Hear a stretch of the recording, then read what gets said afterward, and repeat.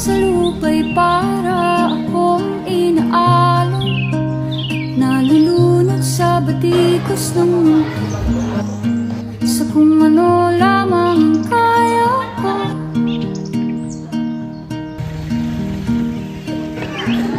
Yung bigat sa mga problemang di masolusyonan, ika'y parang wala nang bukas. Pwede bang umiwas? Hinahanap ang sarili, ngunit di nakakayanan sa ikaw na dinadaanan ko. Saan na to patungo?